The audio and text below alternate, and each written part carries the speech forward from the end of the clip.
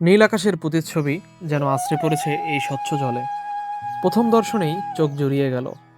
সিলেটের লালাখাল, যেখানে নীল পানি আর প্রকৃতির মিতালি দেখে মুহূর্তেই মনে হলো আমি কি থাইল্যান্ডের কোনো দ্বীপে আছি? না, এ আমার প্রিয় মাতৃভূমি বাংলাদেশের এক অপার বিস্ময়।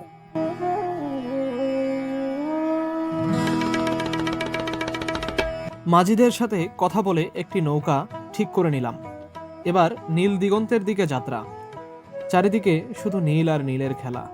আমার একাকী নৌকাটি যখন টলটলে জলের উপর দিয়ে এগিয়ে চলছে, তখন মনে হচ্ছে আমি এক নীলাম্বর রাজ্যের পথযাত্রী।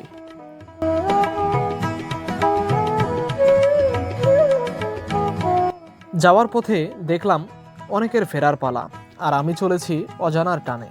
নদীর দুই ধারে ফুটে আছে নাম না জানা বুনো ফুল।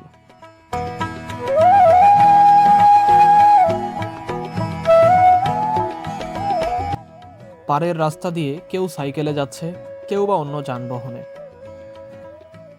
এই তো আমাদের চিরচেনা বাংলার শান্ত স্নিগ্ধ রূপ, প্রকৃতির এক অপূর্ব সৌন্দর্যে মোড়ানো এক গ্রাম্য জনপদ।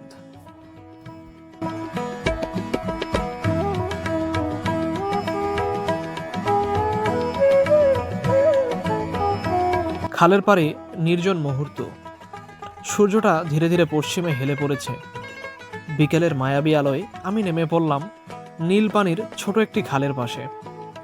কিছুক্ষণ একা দাঁড়িয়ে থাকলাম, অনুভব করলাম প্রকৃতির নীরবতা।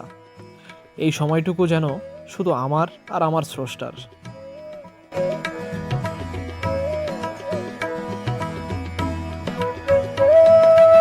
চারপাশটা যেন নীলে নীলে নীলম্বর।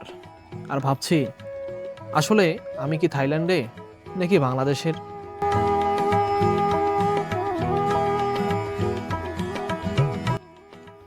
ফেরার পথে পানির স্রোত যেন আরও উত্তাল, আরও সুন্দর। আমি যখন ফিরছি তখন দূর থেকে ভেসে আসছে মাগরিবের আজান। একদল মানুষ আসছে আর আমি ফিরে যাচ্ছি। আজানের সুর মনে করিয়ে দিল এক গভীর সত্য। পৃথিবীটা আসলেই আসা যাওয়ার এক বিচিত্র খেলা।